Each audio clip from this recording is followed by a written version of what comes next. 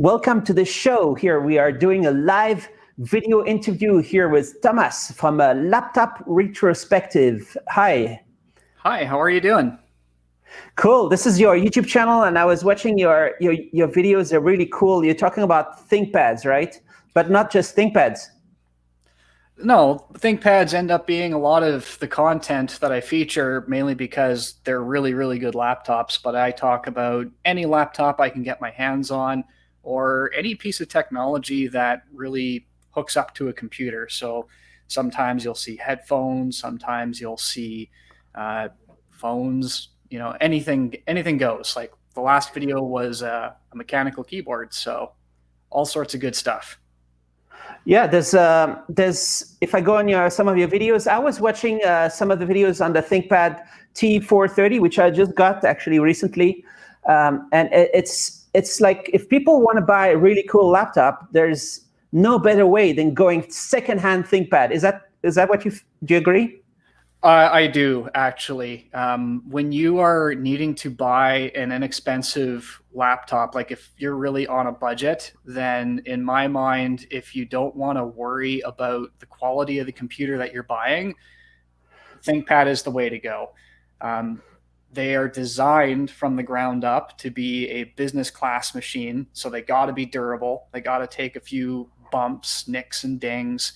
And because they're a business laptop, parts are available everywhere for them, and you don't have to pay a lot for them either, because companies want to surplus them. They want to get rid of them at a low price. So if you just need a computer to check your email, do some spreadsheets, that sort of thing, and that's what most people use a laptop for now anyway, it's really easy to not worry about the build quality, not worry about part availability or anything like that, and just go and buy one. That is a beautiful piece of kit you've got there. I got this 2 years ago, and I think I got it maybe not. I'm not sure if I watched your video 2 years ago, but I definitely watched your T430 video before getting the T430 just recently. This being 2 years ago and just around 100 British pounds, so like $150, something like that. And it's just a great little desktop to run in like a server or something like that, or just run it all the time. Absolutely. Even though I don't get the chance to use a ThinkPad for my work computer, the one that I use at home all the time when I'm working around the house or when I'm doing research for different videos is actually my X220. It's literally on the other side of this laptop right now, just hanging out on the film space. But when you need something really, really cost effective, to me, the used ThinkPad is the ultimate suggestion. So very often people in my life will say, well, I need a computer, but it only has to do this. And then I'll say, what you need is a laptop that's at least 8 years old. And the reaction I usually get is a very puzzled face. Well, I was thinking I'd have to go buy something new and I would spend this much. And it's like, yeah, but you don't really have to. That's where the information that I hope that I provide to my audience helps them make a better and more cost-effective decision. And you've got a bunch of views. Like some of the videos have got hundreds of thousands of views, right? How do you feel about that? It's pretty cool, no? It's so weird because when and I'm sure you have the same experience that I do, maybe on a bigger scale, but when you release a video on YouTube, you really never know how well it's going to do, and you never really know what's going to be popular.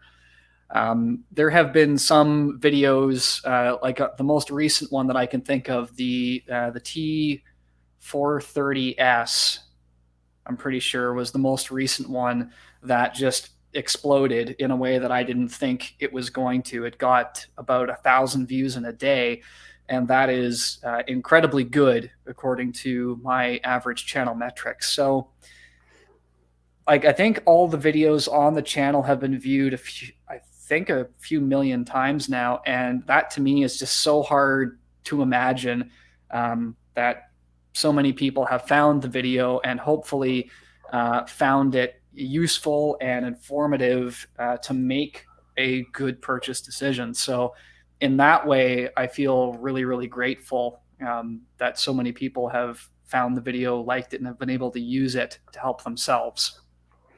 And you show the ThinkPads nicely in a way that, and actually the title of your YouTube channel is Retrospective. So you're going back in time a little bit. How many ThinkPads have you had? Have you played with?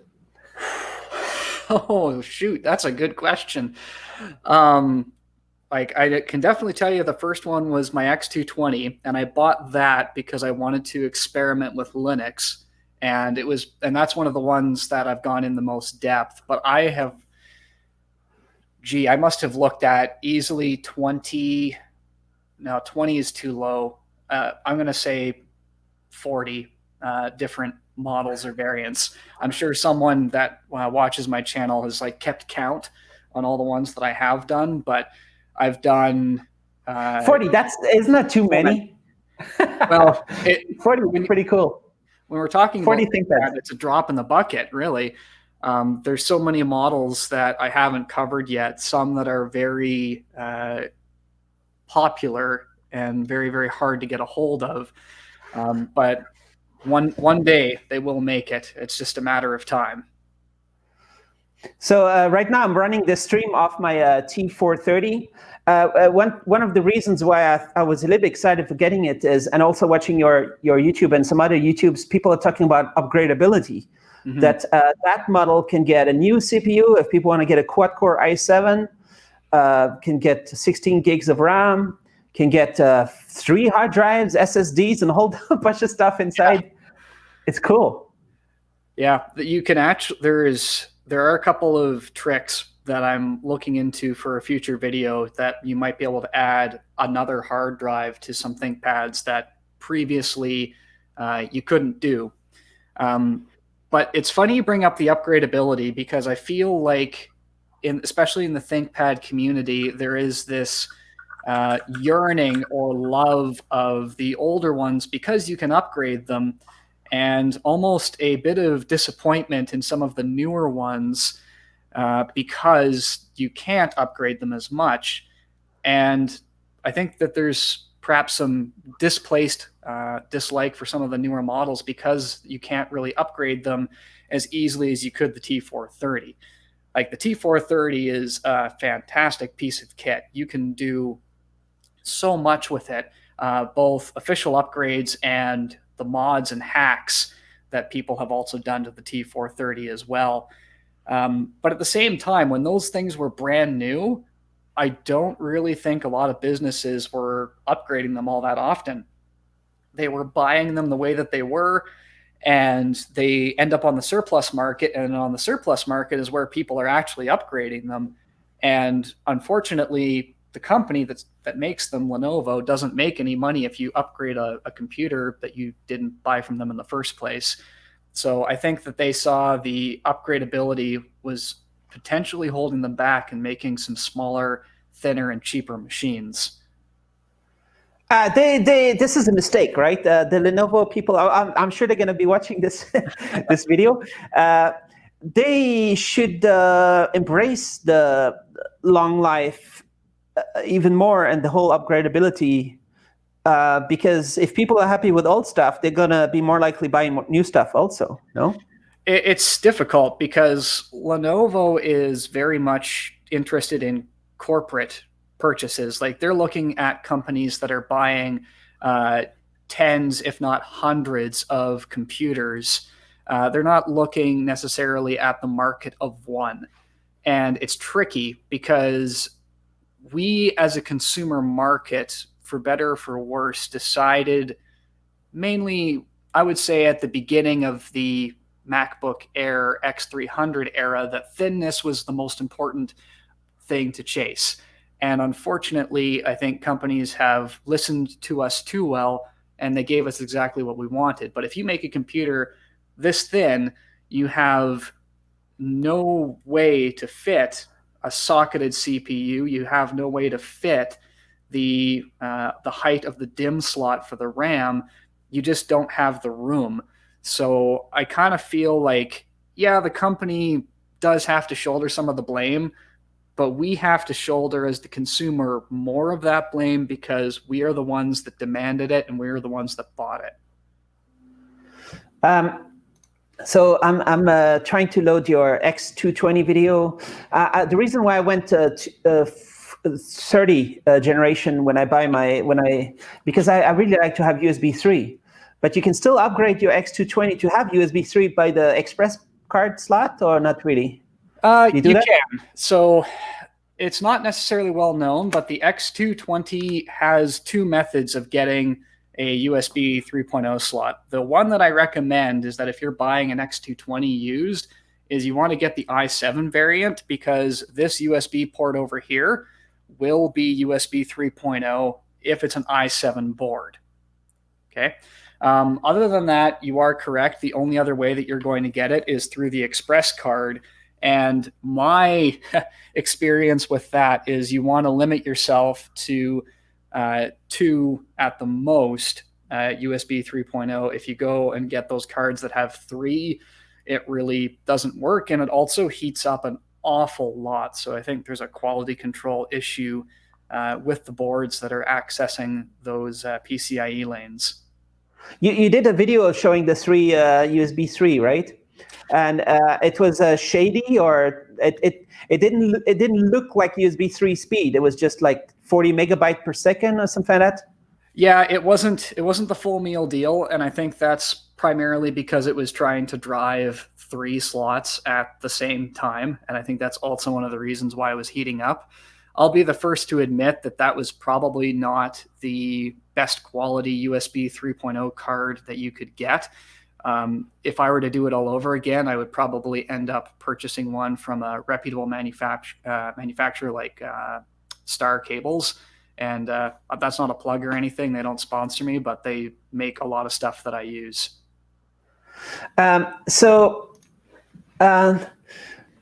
What you have a really cool series that you're making recently, where you actually interviewed and speak with some of the original team in the guys who actually designed some of the ThinkPads in like 10 years ago or 12 years ago. You talk about the X300, that series, right? That's right. Yeah. It was such an amazing opportunity that came about in the strangest of ways. And I think that this just goes to show that you need to be connected to a good community. To make a long story short about how all of that came about, there is a group on YouTube that of different people that I follow, and an individual, his name is also Thomas. He had a picture of a small ThinkPad collection on his bookshelf behind him. And on the bookshelf, he had a book that I saw. It was actually this one right here, How the ThinkPad Changed the World and is Shaping the Future. And this book is written by Aramasa Naito, who's pretty much considered the father of the original ThinkPad in terms of getting it off the ground. Other people would be involved, like Richard Sapper, that would do the design. However, I saw this book and I said, oh my goodness, there's a ThinkPad book. I need to get this. And when I was looking for a copy of that book on Amazon, I came across this book by Steve Ham, The Race for Perfect, Inside the Quest to Design the Ultimate Portable Computer. And I saw down the side of the spine here, wait a second, that's a ThinkPad. What ThinkPad is that? And on the back, it tells you it's the X300. So I buy the book. Fast forward a couple of weeks, I'm having a conversation with another guy on Twitter, Dave, and we're talking about design and electronics, like really fine things that we notice and we really, really like. And I made a comment, I could easily write a book on all of the little things that I've noticed over even the 2-3 years now, I guess, that I've ran this channel. And I made that comment on Twitter, and then I got a reply to that tweet that was from David Hill, who was the chief design officer at Lenovo and had worked with ThinkPads all the way back to the IBM era. And he says, oh, you don't have to write that book. I already did. Would you like a copy? And I said, yeah, I'd love a copy. So he actually sent me one of these original copies of his design book on the ThinkPad that was published in 2012. And he also sent me a smaller or up-to-date version, and it's just in this bag right now, that was included with the ThinkPad T25 model. So it really became a perfect storm to have all these resources, and I wanted to do a video on the X300 because of the book. The book's fantastic if you love ThinkPads. It's a must-have. Steve Ham had unprecedented access to everybody that worked on that laptop. And at the end of reading the book, I said to myself, I've got this email conversation going with David Hill. I'm going to reach back out to him and see if he wouldn't mind, spending an hour with me talking about the X300, because he was super involved with it. And he said yes. And I had a huge fanboy moment and started writing questions for the 5-part video series that you see today.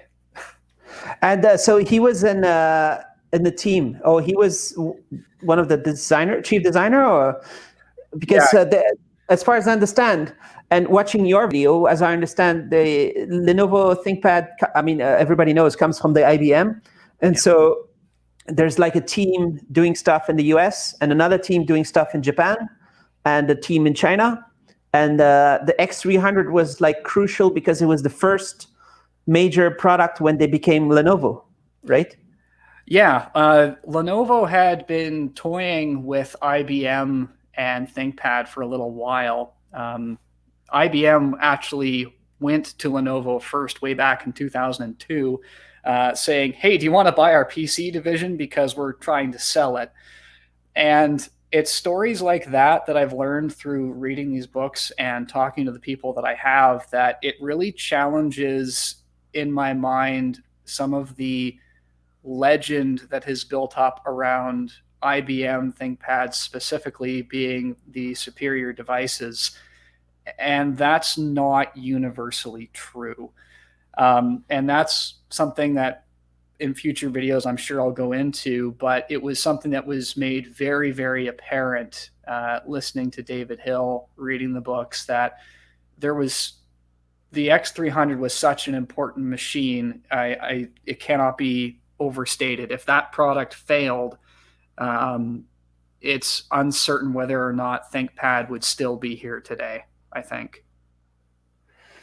But it's also interesting to get like an idea that's, when people talk about Chinese quality, sometimes people might think it's lower or something like that, but they really wanted to keep the quality high. Mm-hmm. What do you think happened? Because when you're before Lenovo and after Lenovo, what do you think? Well, I won't go as far as to say I don't think I know, but from the books that I've read here, things at IBM, especially in the last 4 years of their ownership, were not good times.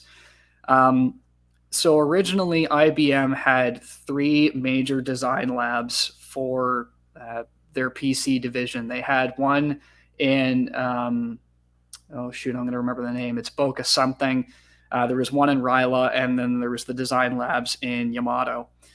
And after the controversial internally release of the infamous ThinkPad 701C butterfly keyboard, they actually closed down Ryla, leaving Yamato as the only design lab that was still working on anything that had to do with ThinkPad.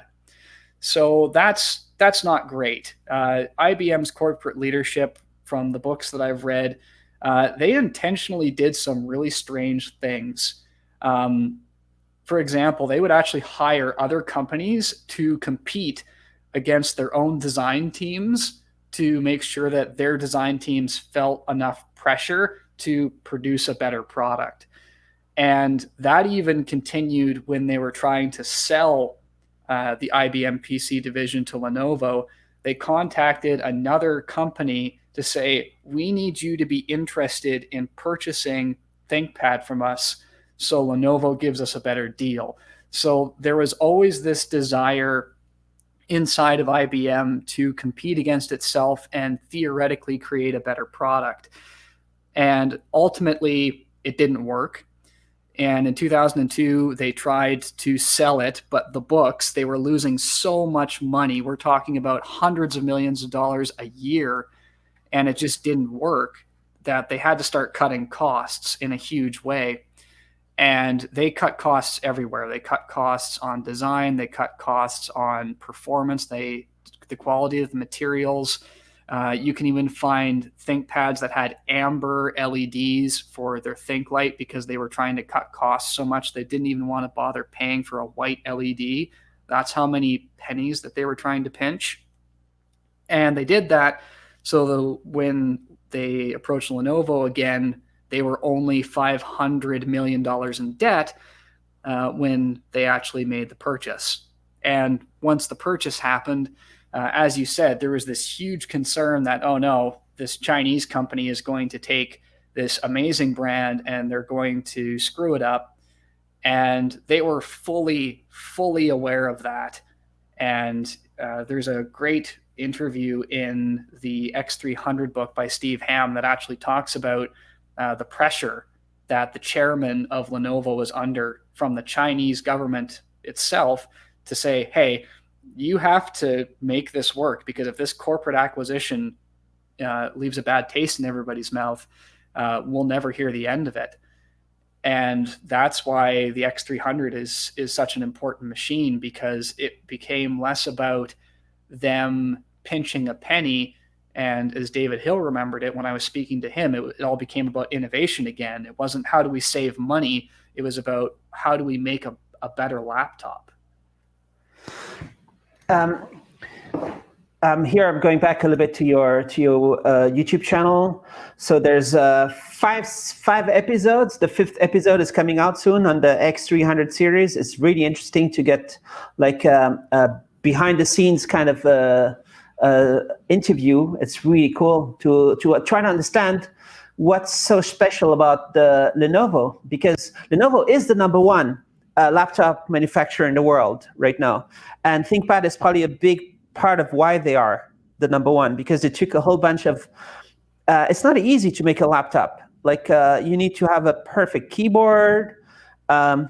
You might like it, you might not like the little red dots as a mouse. You need to have a quality of a product that lasts. Like as this X230 that I'm using, there probably was a company that was using it for like 6 years before I bought it, and you know, it just feels, it works. It's not breaking.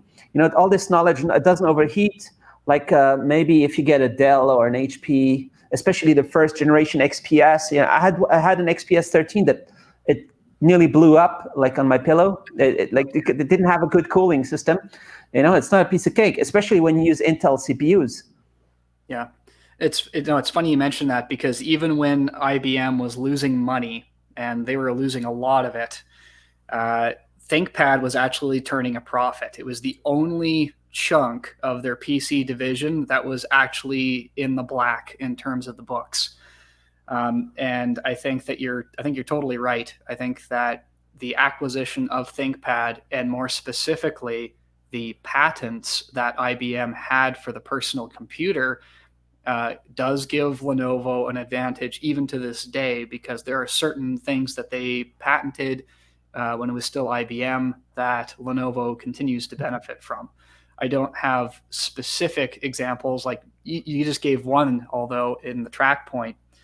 But there is something amazingly durable about those machines that it just seems to defy expectation. Like if you were to take a Dell or an HP or any other consumer laptop, and it was that old, the same age as the X230, it's probably in a landfill right now. It's probably not still in use. And heaven forbid I start talking about Toshiba, because I have two destroyed Toshibas up there. Like the screen, I had one of those Toshiba Protege Z830, and the screen broke 5 times. So every time I went back to Shenzhen, I got a new screen installed, and maybe I should have just gotten over to the ThinkPads instead. But Yeah, well, they're not making laptops anymore, from what I understand. I think they announced earlier last month that they were out of they were just out of it.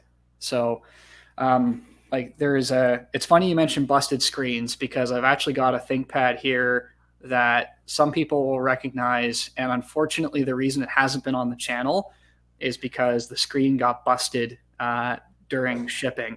So is there any chance you might switch your camera so we can see that? Yeah, absolutely. I'm actually just going to bring it over here. Cool. Awesome. At the ThinkPad headquarters. Yeah. So this is a really odd looking ThinkPad, and we've got the Z61T. And this thing, not only being super heavy, has this really weird titanium style lid. And I have to say, I really, really wanted to feature this on the channel, and I still might. But because it's got a titanium lid, somebody in the global shipping program decided to drop it. And there's this nice concave dent that has tragically cracked this screen. So you can see the spot damage. It's just on this side here. The lighting is it is what it is, but it is cracked, and unfortunately. So it's possible for a ThinkPad to have a cracked display? Yeah, definitely. Especially when you have a lid that's got no give. You can tell that because of this being made out of a metal and not any sort of polymer, that once the impact happened, the material wasn't able to flex and then go back into shape. And because of that, it just cracked it. If this were to happen to a ThinkPad that had a carbon fiber lid or even some of their polycarbonate magnesium hybrids, it wouldn't have been an issue. You'd have been completely fine. So why do you like the X220, and why don't you just use the X230 or newer? A lot of it is nostalgia, I think. I think it really just does come down to the nostalgia. The X220 was my first ThinkPad, and it holds a really special place because of that. And there's just a few more things that I can do with an X220 that I can't do with an X230. And for what I use it for, the X220 does everything that I need it to. It checks my email. I can watch YouTube. I can have 20 tabs open in Chrome, and mostly keep the battery intact. And yeah, I think it just comes down to simply that. It's nostalgia. There are so many ThinkPads. There are so many beautiful pieces of equipment. I'm really, really tempted to start using my newly acquired X301 a little bit more at home, but we'll see. That's like the Kodachi 2, right? What do you call it? Yep. Kodachi 2. What is a Kodachi? Sounds like a Japanese word. It is. So Kodachi essentially is the second of two Japanese samurai swords. The longer one we all know as the katana. And they actually wanted to call the project Katana, but they had to scrap that because Suzuki had a motorbike with the same name, and they didn't want it to be confused with that. And so they decided to go with Kodachi, which is the shorter of the two blades that you would often see. But I've actually got the X301 here right now, and this is in amazing condition. I was able to get this off of eBay for a relatively good price. And how good? Less than 200 Canadian dollars. And Canadian dollars are not worth very much, right? I'm joking. It is what it is, right? Yeah. So you'll be seeing this on the channel pretty soon. So be on the lookout for that. This is like 2008, 2009 kind of technology, right? What year did this come out? Yeah. So the X301 actually came out months after the X300. And then that was actually kind of a point of concern because the X300 was announced in January, it was released February, and then in August is when they released the X301. But they had learned their lesson from years past that the one thing that you're not allowed to do is release a computer that's got an old CPU that can't compete with current gen. So the CPU that was in the X300 was not bad, but it was going to show its age very, very quickly. So they released the X301 in short order afterwards using the same chassis, same keyboard, same display. The only thing that's different is the CPU is different. You actually have three choices. You have DDR3 RAM, although that's kind of hacky. It's actually DDR2 controller being told to read DDR3 RAM. It's a bit complicated, even from what I understand. And you have an extra display port on the back. And you also have dock compatibility, which will also be coming to the channel in the near future. And this to have the display port is kind of like an improvement compared to the X300, which doesn't have a display port, right? Which just has a VGA. So that would be one cool reason to get X.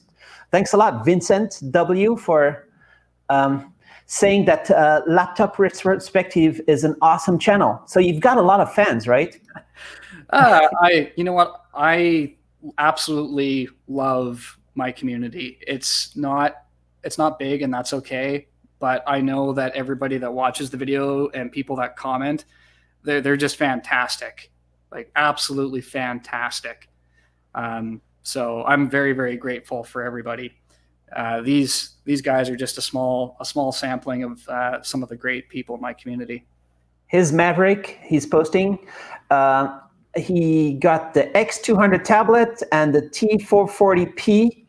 The T440p, some people complain about the mouse pad being a little bit counterproductive or something like that, and the wrist detection, some kind of issues there. But there's all kinds of ways to actually replace those, and you can even go back to a 420 style keyboard or not, or maybe you can change some stuff. Yeah, on the 40 generation, you're not swapping out the keyboards anymore because the connector has completely changed. So you'd have to do some amazing work, and I don't know if anyone's done that yet. But you can actually change out the trackpad with the model that would come after. So the 450, you can take the trackpad out of that, which has dedicated click buttons, and put that back into the 440s. The only thing about that, though, and I've heard conflicting stories about this either way, is that the trackpad in the 450 is ever so slightly higher because of the buttons, and there have been some rumors that it cracks the screen because it's designed to close flush with it. Even if that's true, you just get those little plastic, I don't know what they would call them, like spacers with the glue on one side that you sometimes see on glass cabinet doors. And you put them on the corners of the laptop, so when it closes, it just doesn't go all the way down. And I think that problem would be mostly eliminated.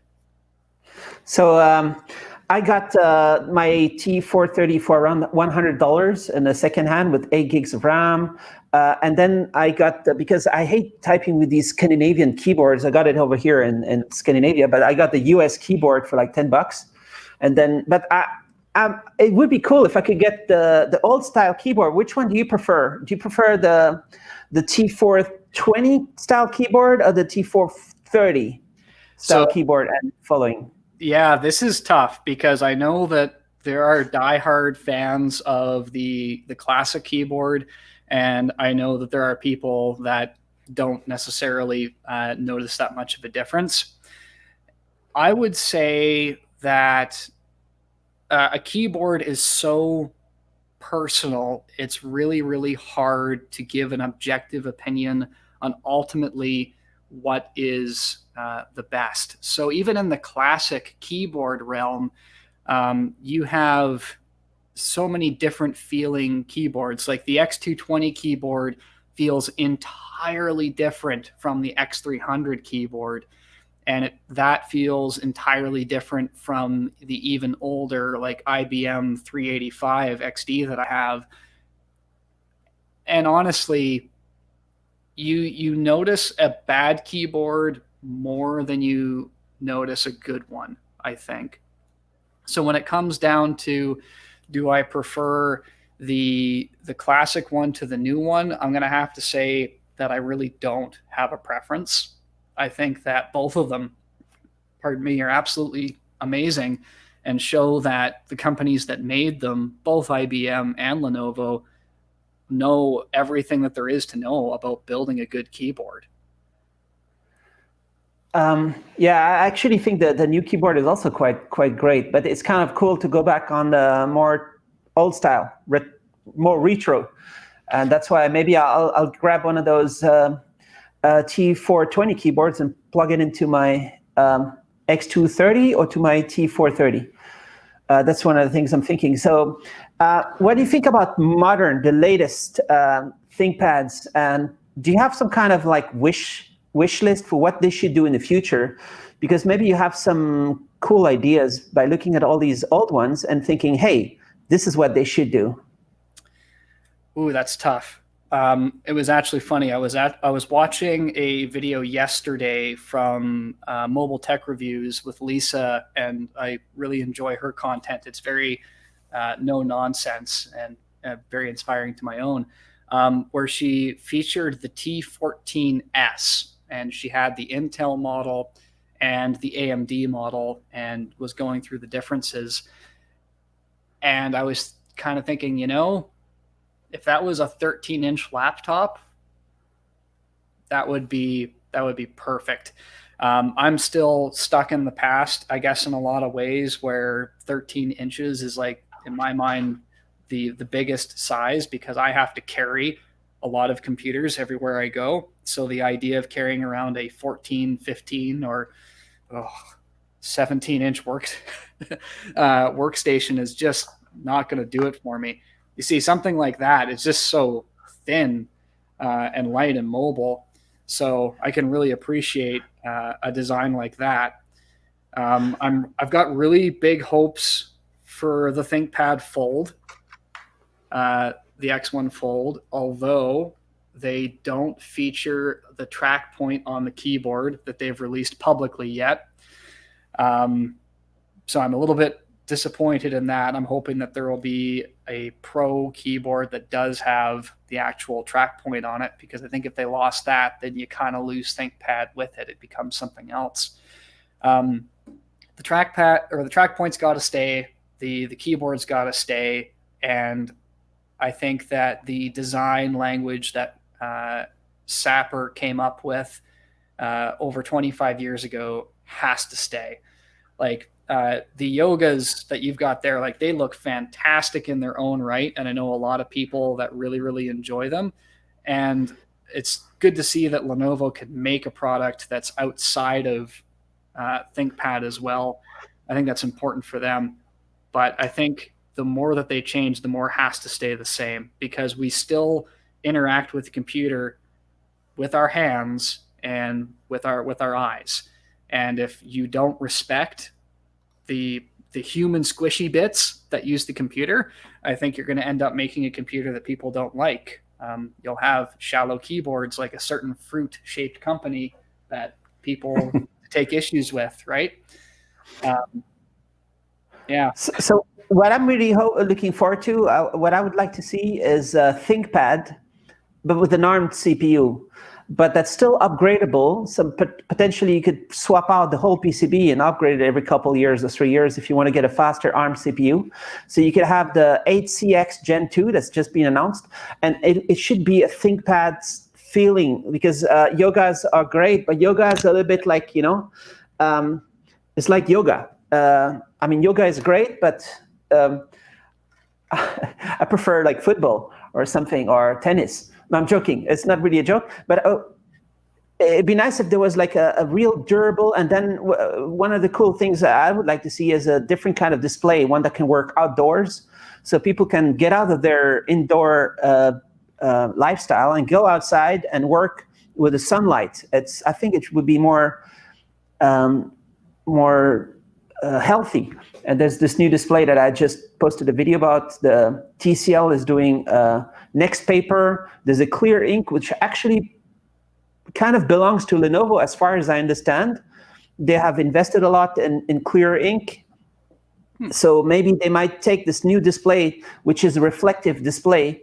And they even have some ThinkPads or some Yogas recently that have e-ink displays, and they try to use that as like a keyboard. But I mean, how cool would it be to have an e-ink ThinkPad? Then it would really be for working. It wouldn't be for watching YouTube videos and stuff like that. It would just be for, like programming or writing documents and, like serious work. Maybe some kind of way to turn it around and also have an LCD experience. So have both. That's kind of what I'm hoping they'll do.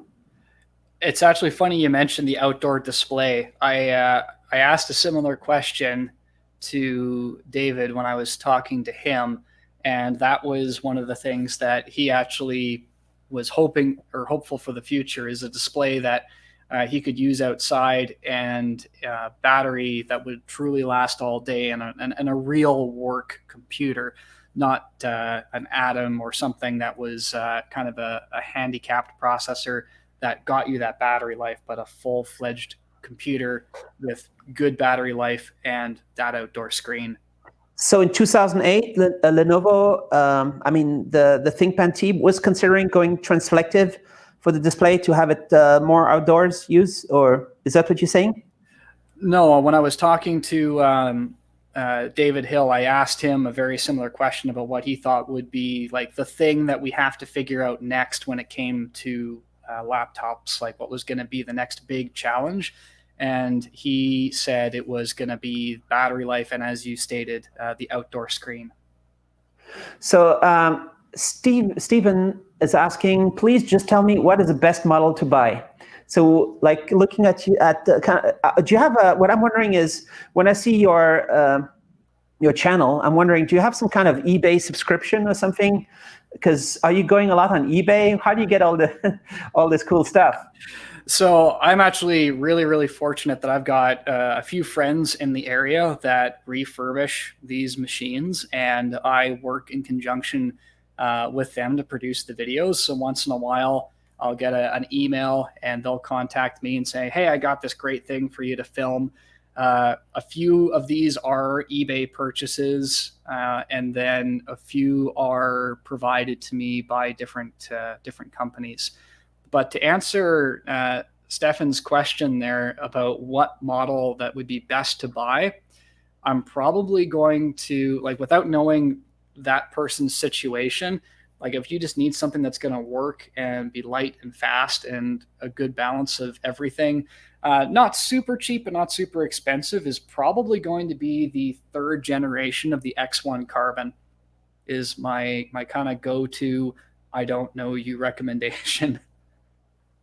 I would go, what's it called? I would go on your YouTube channel and I would check what's the most popular, and I would go with these two, which are the ones I got, the T430 and the X230, because they're kind of like you can potentially find one for just $100, and maybe $150. It depends exactly how lucky you are on the eBay at that time, and you can maybe negotiate and try to get a cheaper deal even, or go to those Gumtree. If you're in the UK, you go on Gumtree, you find a whole bunch of ThinkPads, because all these companies, they change laptops every 5-6 years. And sometimes they go through thousands that flood the market, and you can get really cheap deals. And it's pretty powerful. I mean, even for productivity kind of work, you can do what you need. You might get a 30-40% faster CPU if you get the most modern Intel, but in terms of getting good enough performance, of course, you have to change the screen, right?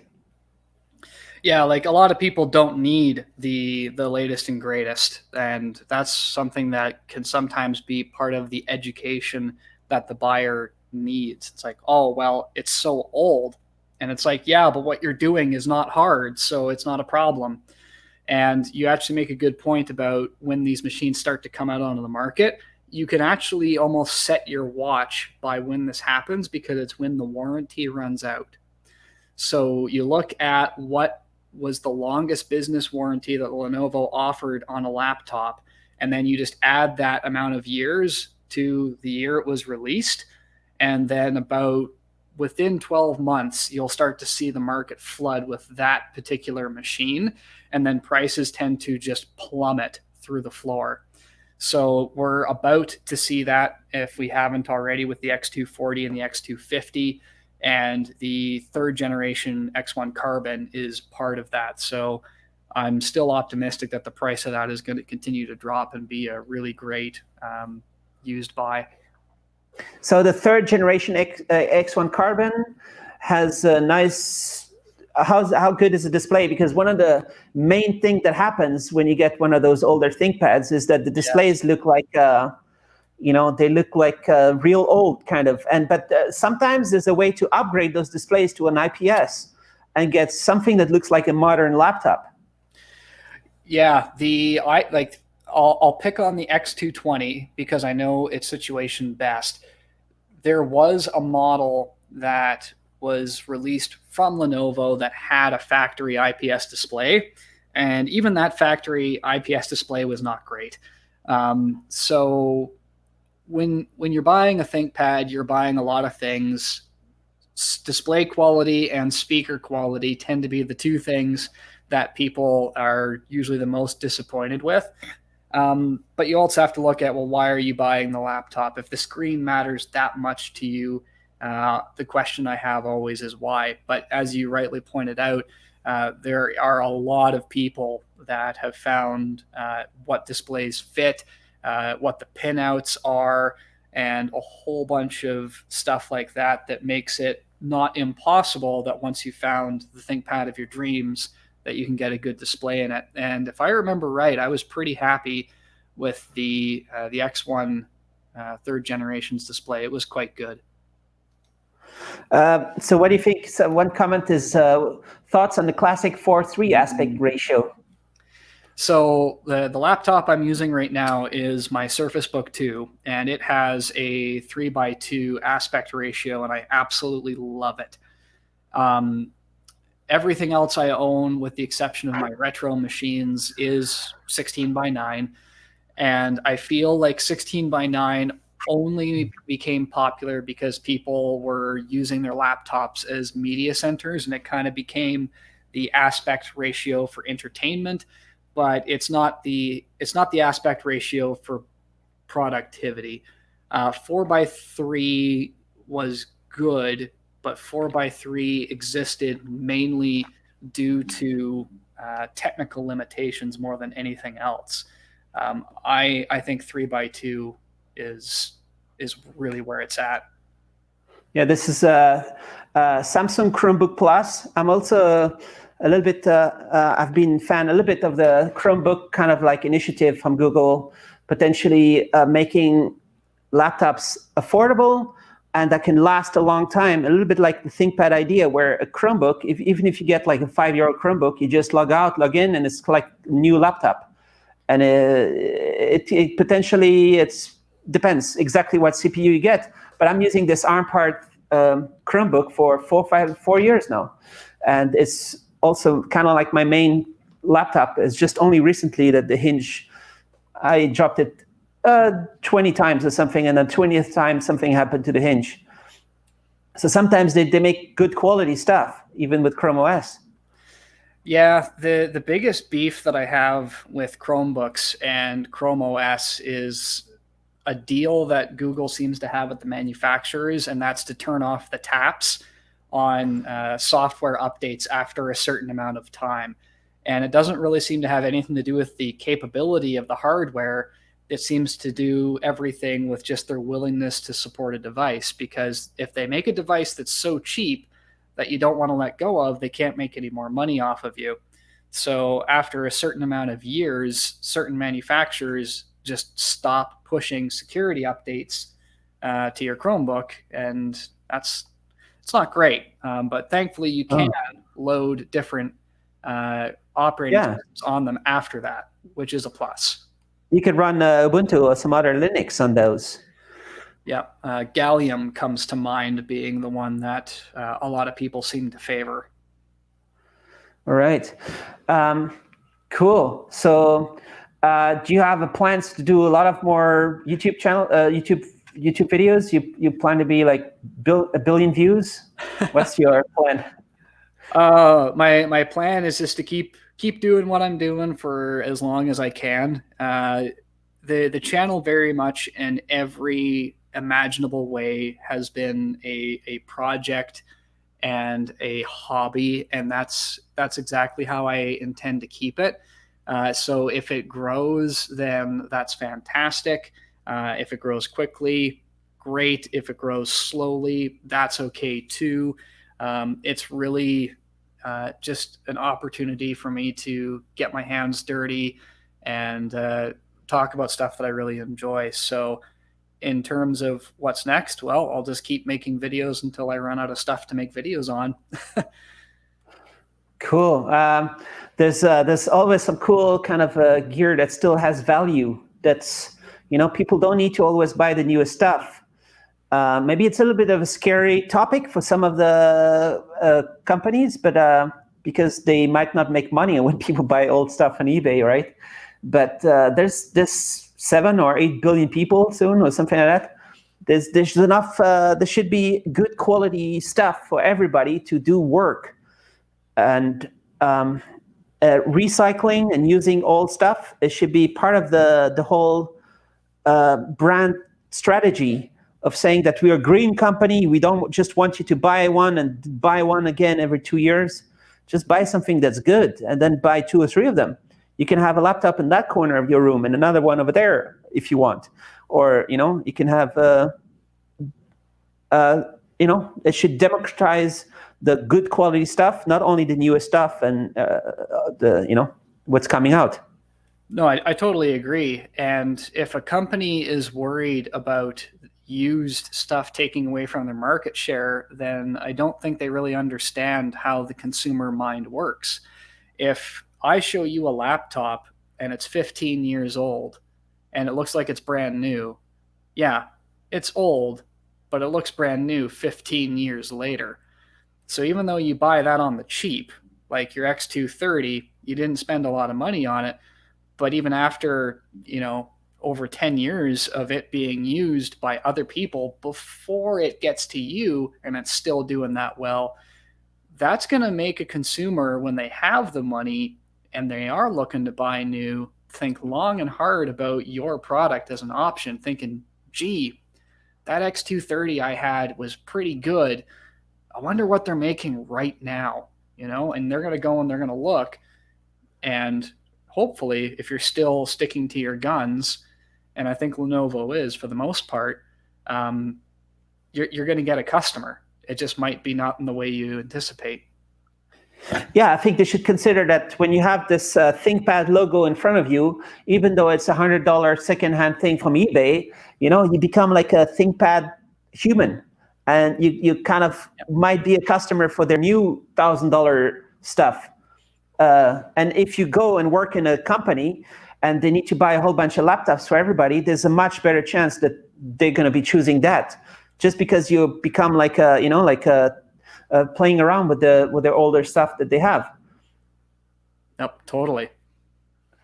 All right. So thanks for this conversation, and thanks a lot for showing your cool gear, and your YouTube channel is very cool. Looking forward to episode 5 on the X300, and people should check it out. How soon is it coming out? It's going to be this week. I'm hoping that it will be, I'm going to say Tuesday or Wednesday for sure. There's a few other videos I got to juggle, and I don't want to spoil too much, but you haven't seen the last of the X300 series yet. But you'll learn more about that on episode 5. And this when I watched your episode, it was you were talking about that it was kind of coming out with the MacBook Air, the first one, when Steve Jobs stood and put it in the envelope. Yeah. And actually, at that point, the X300 fit in the same envelope size, but had all the ports and had all the features that the MacBook had none of it, right? Yeah. And just took a whole bunch of stuff out. Yeah, and it's in one of the videos, I think it was the design video, where David Hill says, you know, they could have taken out the optical drive and made it even smaller, but it was a ThinkPad, and they had to do it.